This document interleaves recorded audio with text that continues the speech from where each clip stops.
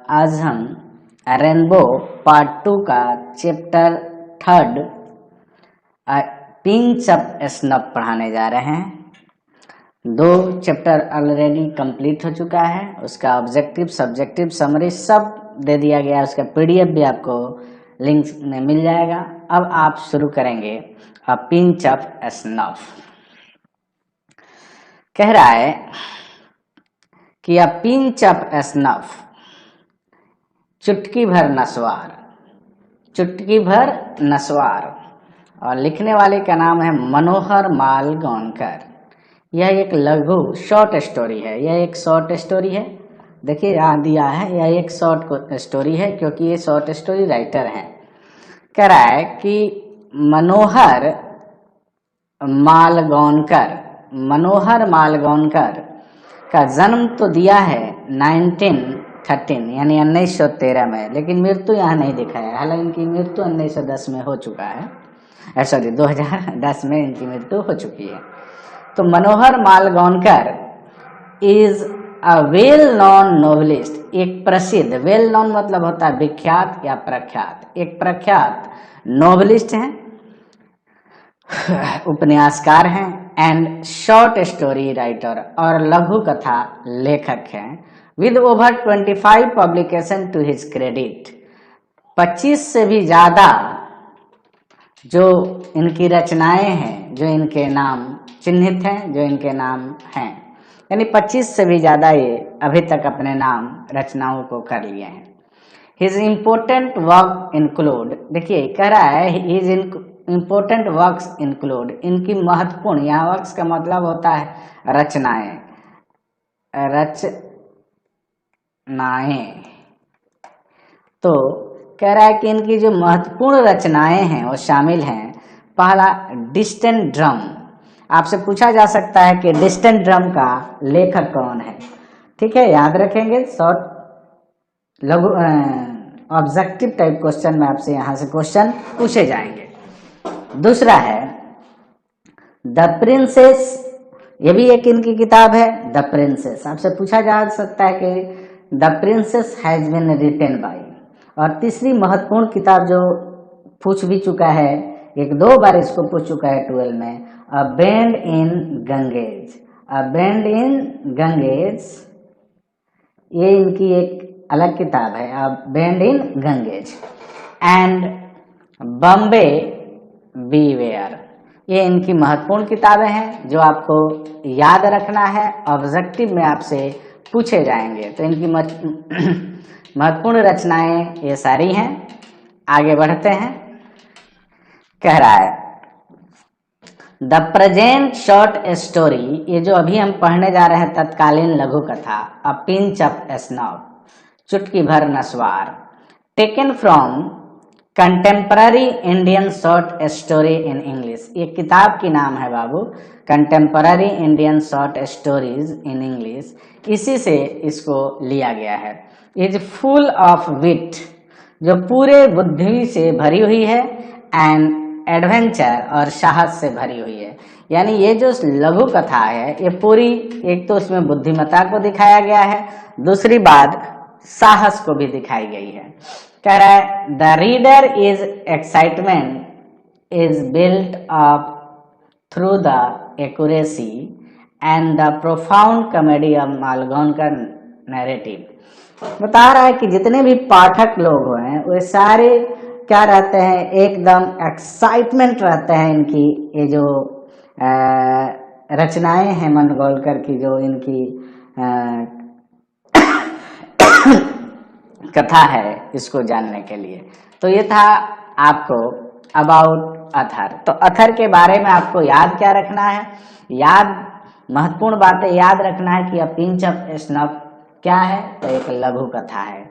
ये क्या है, एक शॉर्ट स्टोरी है। क्लियर, यह एक शॉर्ट स्टोरी है। दूसरी बात क्या याद रखना है कि इस अ पिंच अप स्नफ के राइटर कौन है, तो मनोहर माल गौनकर हैं। तीसरी बात याद रखनी है कि मनोहर माल गौनकर का जन्म कब हुआ था, तो 1913 में। और मनोहर माल गौनकर की कितनी रचनाएं अगर पूछ दे तो 25 यहाँ दिया है, देख लेंगे, 25 ओवर यानी उससे भी अधिक। और अगली बात जो याद रखना है, वो याद रखना है कि इनकी महत्वपूर्ण जो किताब हैं उसमें डिस्टेंस ड्रम है, द प्रिंसेस है, बैंड इन गंगेज है, और बम्बे बीवेयर है। और चौथी और अंतिम जो बात इससे साथ याद रखना है, वो ये याद रखना है कि ये जो अ पिंच ऑफ स्नफ है, ये जो अ पिंच ऑफ स्नफ आप पढ़ रहे हैं, ये कहाँ से लिया गया है? तो इसको लिया गया है contemporary Indian short stories in English, यहाँ से इसको लिया गया है। तो इतनी बातें अगर याद रखते हैं तो यहाँ से जो भी ऑब्जेक्टिव बनेगा वो आपको परेशान नहीं करेगा। कुछ क्वेश्चन है जो ओरली जवाब देना होता है, देख लेते हैं क्या कह रहा है। Do guest visit your house frequently? हाँ, how do you respond to them? कह रहा है कि अचानक आपके घर कोई अतिथि आ जाए तो आप उनका स्वागत कैसे करते हैं। Do you like all of them equally? क्या जितने लोग आपके यहाँ आते हैं अतिथि, क्या सबको समान आप मानते हैं, सबको समान इज्जत देते हैं और सब मैंने समान लाइक करते हैं, पसंद करते हैं? तो ऐसा तो संभव नहीं है। अगली बात है, how often do you entertain your guest gradedly? कह रहा है कि मैंने कितने बार, मैंने अगर आपको एंटरटेन करना हो अपने गेस्ट को तो कितने बार करेंगे। अगला, at time you may have to welcome a guest whom do you don't like much? मान लो कि ऐसा समय आपके साथ आ जाए, ऐसा टाइम आ जाए कि आपको उस गेस्ट का स्वागत करना है जिसको आप पसंद ही नहीं करते हैं, तो आप क्या करेंगे, मैंने कैसा महसूस करेंगे? How do you do this? तो इसको कैसे करेंगे? तो ये था आपका जो ओरली जवाब देना है, जो आपको मौखिक आपको अपने अनुसार जवाब देना है। चलिए अब मैं आपको आज मैं पढ़ाऊंगा, शुरू करने जा रहा हूं a pinch of snuff. A pinch of snuff, जो अ पिंच ऑफ स्नफ है, मैंने चुटकी भर नस्वार, कह रहा है मदर्स अनाउंसमेंट शुक मी, माँ की घोषणा ने मुझे हिला डाला। यानी माँ कोई बात कही और उस बात ने मुझे हिला डाला। वो बात क्या कही माँ कही कि नन्नू काका इज कमिंग, सी सेड। उन्होंने कहा कि नन्नू काका आ रहे हैं। यानी ये जो कथन है कि नन्नू काका आ रहे हैं, यही माँ की घोषणा है और इस घोषणा ने मुझे हिला डाला। यानी जैसे ही मैंने सुना कि नन्नू काका आ रहे हैं, मैं हिल गया। ये आपके नरेटर कह रहा है, जो कथाकार है वो कह रहा है कि माँ की अनाउंसमेंट, यानी माँ की जो अनाउंसमेंट था उसने मुझे हिला डाला। कह रहा है कि oh my God I said, मैंने कहा, नरेटर कह रहा है कि मैंने कहा oh my God, couldn't we send him a wire saying we are leaving that? क्या हम लोग उनको पत्र नहीं भेज सकते ये कहते हुए कि हम लोग ये जगह छोड़ रहे हैं? आई एम ट्रांसफर्ड और समथिंग, यानी मेरी तबादला हो गई है या कुछ और बोलकर क्या उनको हम लोग मना नहीं कर सकते हैं? ये बात नरेटर अपने माँ से कहता है। दोनों बात समझने की बात है। जैसे ही माँ ने घोषणा की कि नन्नू काका आ रहे हैं, माँ की इस घोषणा ने मुझे हिला डाला। यानी नन्नू काका का ऐसा व्यवहार होगा कि नरेटर हिल गया। तो नरेटर कह रहा है कि हे गॉड, हे ईश्वर, क्या हम लोग ये उनको नहीं कह सकते? माँ से कह रहा है कि माँ, क्या हम लोग उनको ये नहीं कह सकते कि हम लोग ये जगह छोड़ रहे हैं या मेरी तबादला हो गई है, या कुछ और भी बोलकर क्या हम पीछा नहीं छुड़वा सकते? 3 नंबर पर अगर आप कह रही हैं माँ, यहाँ नो डियर मदर सैड, माँ ने कहा नहीं प्यारे, he must be already on the train, वो तो ट्रेन पर पहले ही चढ़ चुका होगा, यानी वो तो ऑलरेडी ट्रेन पर हैं, आप कैसे उनको मना कर सकते हैं? यानी हम उनको मना नहीं कर सकते। क्यों नहीं कर सकते? क्योंकि वो ऑलरेडी ट्रेन पर चढ़ चुके हैं। बिसाइड्स अलावे, इसके अलावे, यानी माँ ने ये बात कहा कि हम उन्हें मना नहीं कर सकते, इसके अलावे she added assuringly he says he cannot stay here for more than 2 or 3 days। माँ ने विश्वास दिलाते हुए माँ ने कहा कि वो कहे हैं कि वो यहाँ ज्यादा से ज्यादा 2 या 3 दिन ही रुकेंगे, यानी 2 से 3 दिन तक ही वो रुक सकते हैं, घबराओ नहीं। माँ ने उन्हें विश्वास दिलाई, माँ नरेटर को विश्वास दिलाती है और कहती है कि घबराओ नहीं। उन्होंने ये बात कहा है कि वो ज्यादा से ज्यादा 2 दिन रुकेंगे या फिर 3 दिन। ये ऑब्जेक्टिव में आपसे पूछेगा कि कितने दिन नन्नू काका रुकने वाले थे, याद रखेंगे 2 या 3 दिन।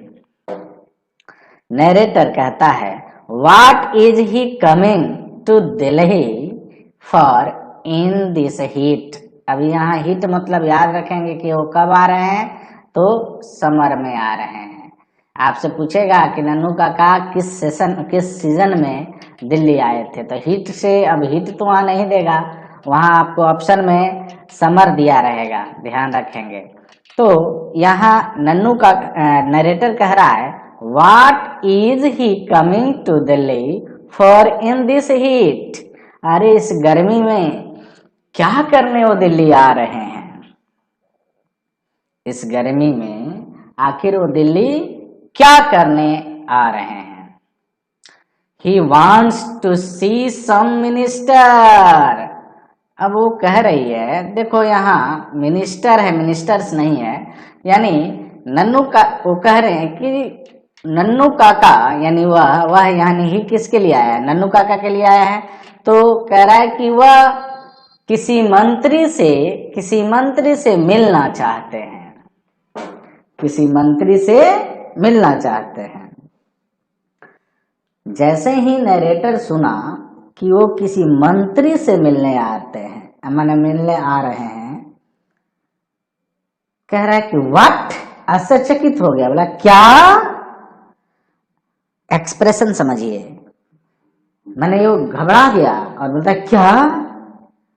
That means he will be here for weeks. इसका मतलब हुआ कि वो यहाँ सप्ताहों रहेंगे। क्या? मंत्री से मिलने आ रहे हैं, इसका मतलब हुआ कि वो यहाँ सप्ताहों रहेंगे। Ministers don't see people for weeks, months, oh my God.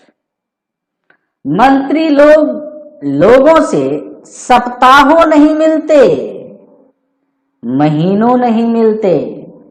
यानी कह रहा है नरेटर, माथा पकड़ के कह रहा है कि माँ, यानी वो मंत्री से मिलने आ रहे हैं और मंत्री लोग की वह स्थिति है कि वे लोगों से सप्ताहों नहीं मिलते और कभी कभी तो महीनों नहीं मिलते। पैराग्राफ 7। यहां तक कहानी आपको समझ में आया? समझना है क्योंकि ये किसी के द्वारा नैरेट है और इसमें लोगों की कही गई बातों को बताया जा रहा है। कह रहा है कि if your kaka wants to see a minister, यदि तुम्हारा काका मंत्री से मिलना ही चाहते हैं, आई एम श्योर, मैं तुम्हें विश्वास दिलाती हूं कि he will manage to see him, वह उनसे मिलने की व्यवस्था कर लेंगे। मदर सैड, माँ ने इस बात को कही। माँ ने किस बात को कही? कही कि देखो मैं तुम्हें विश्वास दिलाती हूँ कि यदि तुम्हारे नन्नू काका यदि किसी मंत्री से या किसी से भी मिलना चाहते हैं तो मिल लेंगे, any time of the day और नाइट, किसी भी समय, दिन में मिल सकते हैं या रात में, लेकिन वो अगर मिलना चाहे तो मिल सकते हैं। यह बात माँ उन्हें विश्वास दिलाती हैं। किनको? नरेटर को। Paragraph number 8। Mother has always been very loyal to her side of family. माँ हमेशा ही अपने परिवार के प्रति विनीत रहती है। माँ हमेशा ही अपने परिवार के प्रति वफादार होती है ना। माँ हमेशा ही अपने परिवार के प्रति वफादार होती है या रहती है। एंड आफ्टर ऑल, और आखिरकार, नन्नू काका इज हर ब्रदर। देखो कितनी अच्छी बात कह रहा है। कह रहा है कि माँ तो हमेशा ही अपने परिवार के प्रति वफादार होती हैं, और आखिरकार नन्नू काका तो उसके भाई ही हैं, उसके भाई ही हैं। तो जब भाई है तो अपने भाई के प्रति वफादार नहीं होगी, ऐसा हो सकता है। I on other hand may have something of complex about minister। यहाँ जो ये जो बात बोल रहा है कि ये जो लाइन है, इस लाइन को आप देख लेना, अंडरलाइन करना। I on the other hand may have something of complex about minister। यानी नरेटर कह रहा है कि देखो दूसरी तरफ मैं मंत्री लोगों से हीन भावना रखता हूँ, यानी मैं खुद ही उनसे दूर रहना चाहता हूँ। यानी मंत्री के प्रति नरेटर जो है वो हीन भावना रखता है, उन मंत्रियों के चक्कर में रहने वाला नरेटर नहीं है। इसीलिए वो कह रहा है I am an under secretary, और मैं एक मात्र क्या हूँ? अंडर सचिव हूँ, यानी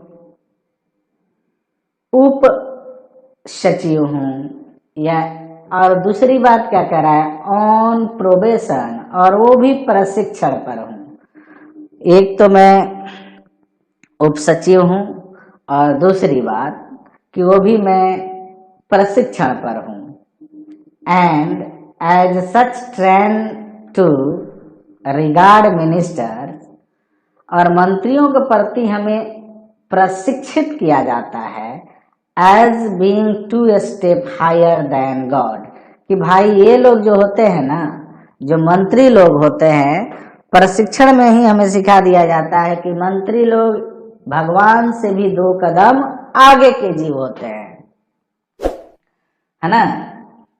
the secretary being just 1 step higher, और सचिव भी जो होता है वो भगवान से 1 कदम आगे ही होता है। यानी इस बात का मतलब समझिए, कहना चाहता है कि भगवान से आप चाहो तो मिल सकते हो, लेकिन किसी मंत्री से मिलना बड़ी मुश्किल काम है, ठीक है। उसी तरह सचिव से भी मिलना, माने सचिव से भी मिलना एक कठिन काम है, क्योंकि इसको भी बता रहा है कि यह भी ईश्वर से 1 स्टेप आगे ही होता है, ठीक है। तो इससे भी मिलना क्या होगा? कठिन काम है। I was waiting on the platform when the train came in। यानी जब ट्रेन आई तो मैं प्रतीक्षा कर रहा था, कहाँ? प्लेटफॉर्म पर। कह रहा है नरेटर कि जब ट्रेन आई तो मैं उनका प्रतीक्षा कर रहा था, कहाँ? प्लेटफॉर्म पर। Nannu Kaka stood in the doorway of 2nd class carriage. Nannu Kaka जो थे, जो 2य श्रेणी के डिब्बा होता है, उसी के दरवाजे पर खड़े थे। कहाँ खड़े थे बाबू?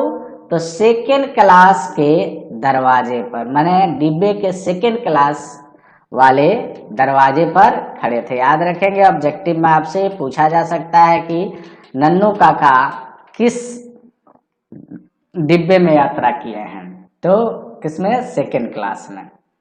स्ट्रिकिंग फिगर, कटकाथी, बने तने शरीर से थे। वाइट हेयर, और बाल उनकी कैसी थी? सफेद थी। विद एन इम्प्रेसिव मुस्टेच, और मूछे ऐसी आकर्षक मूछे, माने उनका मूछ भी एकदम आकर्षक। He still wears old fashion knee length black coat.